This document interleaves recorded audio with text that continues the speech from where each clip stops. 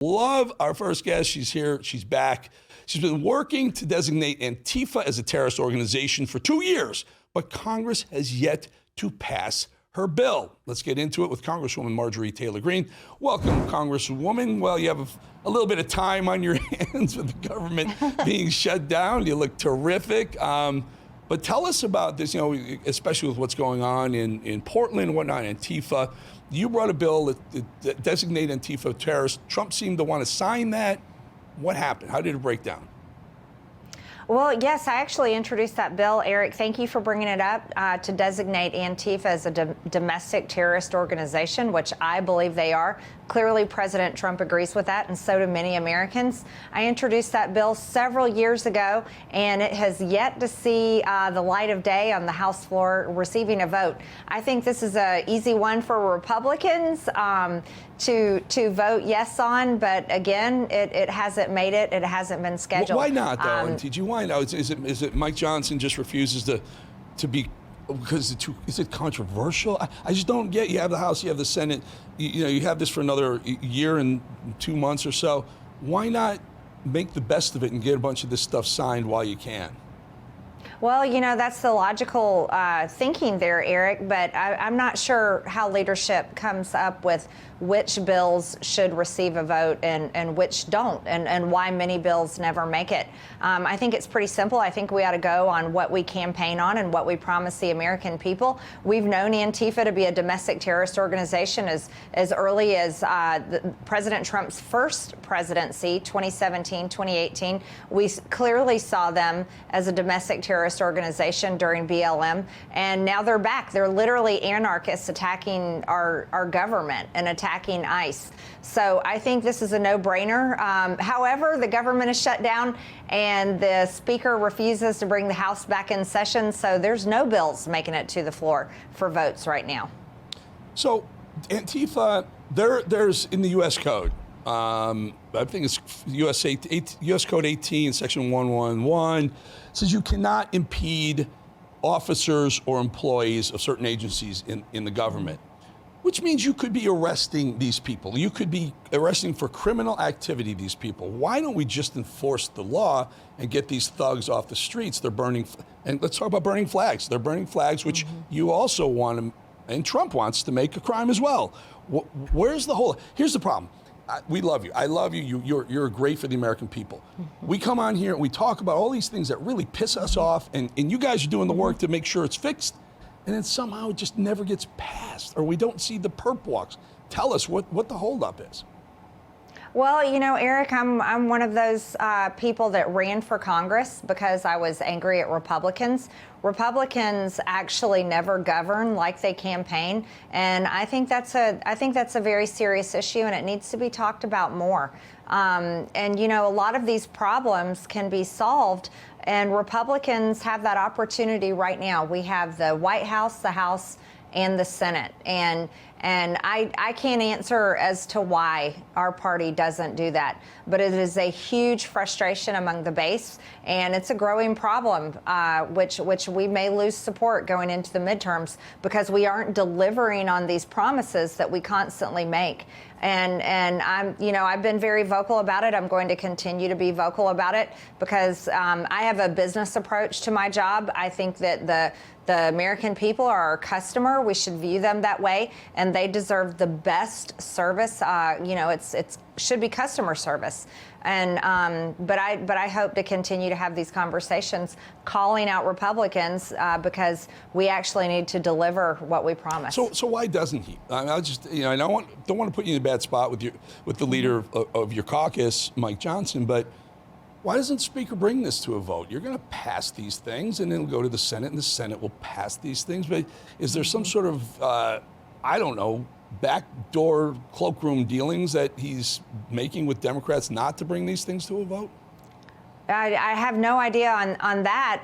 I can tell you, and this would shock a lot of people that watch this, it may be because we wouldn't be able to pass the bill. Maybe not all Republicans would actually vote for it. But we know, that has been a large problem. We would know who didn't vote for it. That's right. That's right. I'm a believer in that. I'm a believer in put everyone on record. I actually wrote about that in my book. It was something that I did my first term as a freshman. When they kicked me off committees, I sat there on the House floor for hours, day in and day out, calling for recorded votes so the American people could see how Congress votes. You know, I'm a believer in look, put it all out there. And if it fails, the American people know who's the problem people and why, and then put it back to the floor, because I guarantee you those Republicans are going to hear from their constituents at home, and maybe they'll actually change their mind and vote correctly. How are you doing with the Trump administration? Now, you and I believe you're a national treasure. I think you are great for your constituents in the state of Georgia and your district. You're wonderful. I'd love to see you Senator Marjorie Taylor Greene or higher.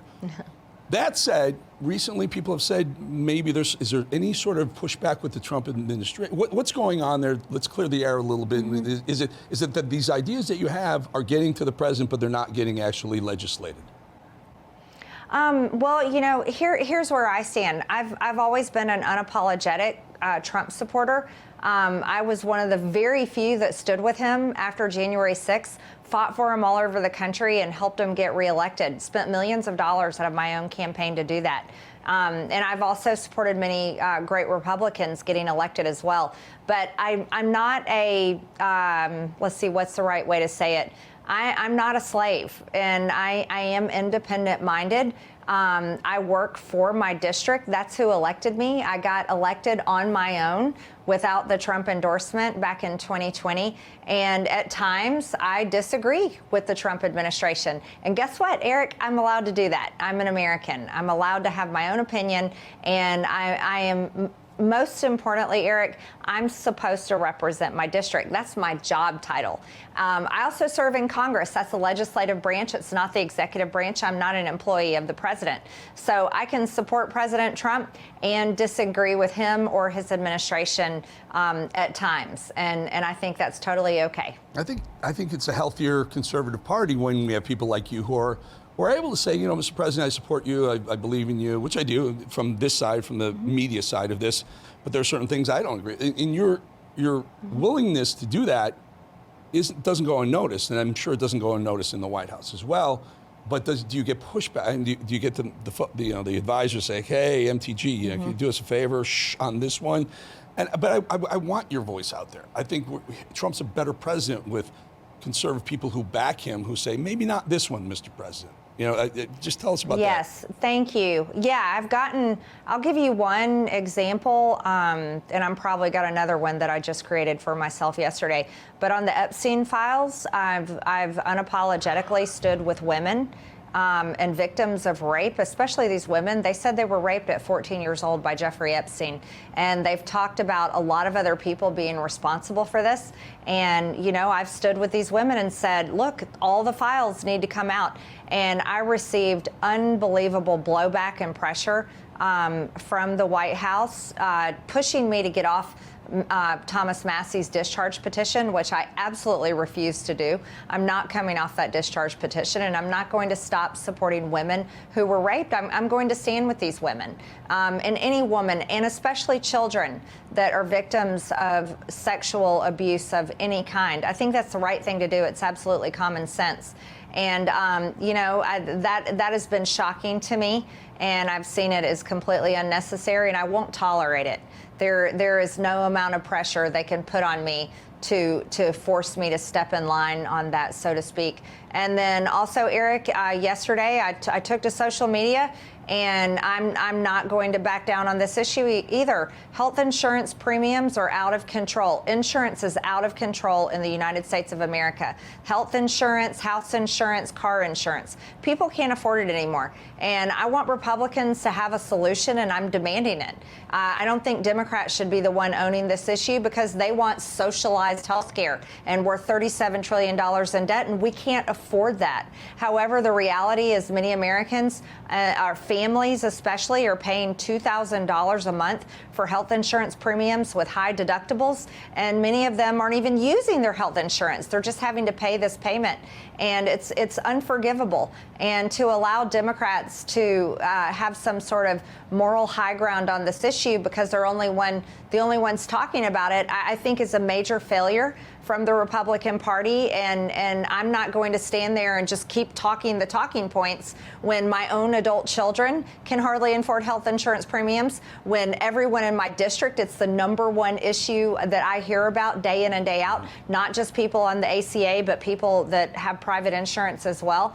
And I think it's something that we have to talk about. And I don't see why the government needs to be shut down. I really don't.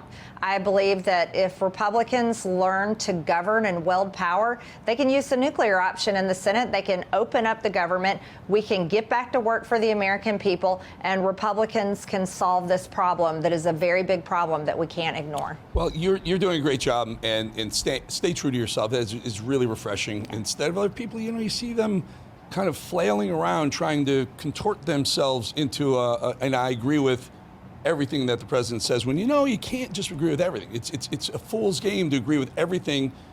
As brilliant as he's been and as great as he's done for the country, you just don't have to, especially people who represent literally millions of people like you do yourself. Appreciate you being really transparent and honest with us here on Bolling. Marjorie Taylor Greene, thank you for your time. Thank you, Eric. All right, we'll talk to you again soon.